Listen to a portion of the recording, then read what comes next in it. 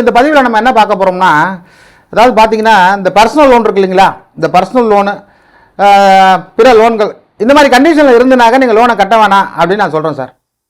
இது பார்த்தீங்கன்னாக்கா என்ன சொல்ல போகிறோம்னாக்கா, இப்போ ஒரு லோன் வாங்குறீங்க, அந்த லோன் பார்த்தீங்கன்னாக்கா நீங்கள் ஒரு டீபால்ட் ஆகிட்டீங்க.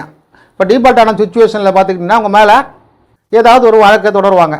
உங்களுக்கு ஆரம்ப கட்டத்தில் நிறைய நான் சொல்லியிருக்கேன். என்ன சொல்லியிருக்கேன்னா, முதல்ல லோனை டீபால்ட் ஆன மாதத்துலேருந்து உங்களுக்கு முதல்ல டெலிகாலிங் ஆரம்பிப்பாங்க, நெக்ஸ்ட்டு ரெக்கவரி ஏஜென்ட்டு, இதே போல் ஒரு விஷயமா முடிஞ்சுட்டே வரும்.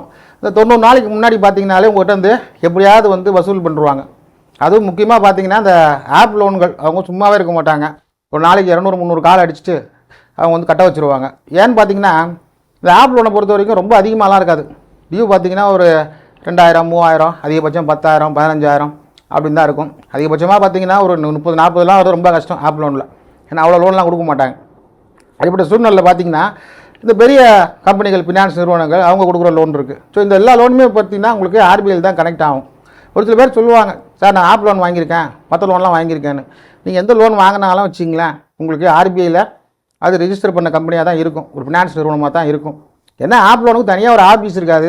அது மட்டும் இல்லாமல் ஆன்லைன்லேயே லோனை கொடுப்பான், ஆன்லைன்லேயே வசூல் பண்ணுவான், எந்த சிஸ்டமும் கிடையாது. இது பொறுத்த வரைக்கும் கொஞ்சம் பெரிய நிறுவனங்களை பொறுத்த வரைக்கும் உங்களுக்கு வட்டி விகிதம் கொஞ்சம் கம்மியாக இருக்கும், ஆப் லோனில் கொஞ்சம் வட்டி அதிகமாக இருக்கும். அவ்வளோதான் கொஞ்சம் வித்தியாசமே தவிர மற்றபடி அது வேறு லோனு இது வேறு லோன் கிடையாது. எல்லாமே உங்கள் பேன் கார்டு பேஸ் பண்ணி தான் கொடுத்துருப்பாங்க. அதே போல் ஆர்பிஐ கீழே மானிட்டரிங் பண்ணுற வங்கிகளாக தான் இருப்பாங்க. சரி, விஷயத்துக்கு வருவோம். இப்போ இந்த மாதிரி சுச்சுவேஷன் இருந்தாக்கா நீங்கள் லோன் கட்டுறதை யோசிக்கணும் தான் சொல்கிறேன், கட்டவே வேணாம் நான் சொல்லலை. ஏன் யோசிக்கணும்னா, உதாரணத்துக்கு பார்த்தீங்கன்னா ஒரு சில வங்கிகள் என்ன பண்ணுவாங்கன்னா, அங்கே நீங்கள் உங்களை பயமுறுத்தணுன்றதுக்காகவே கிரிமினல் கேஸ் போடுவாங்க. இப்போ கிரிமினல் கேஸ் போடுறதுனால வங்கிகளுக்கு எந்த விதமான பிரயோஜனமும் இல்லை. ஏன்னு கேட்டுங்க, நீங்கள் ஒரு குற்றவாளின்னு ப்ரூவ் பண்ணி அவங்களுக்கு ஒன்றும் ஆக போகிறதில்ல. அவங்கள பொறுத்த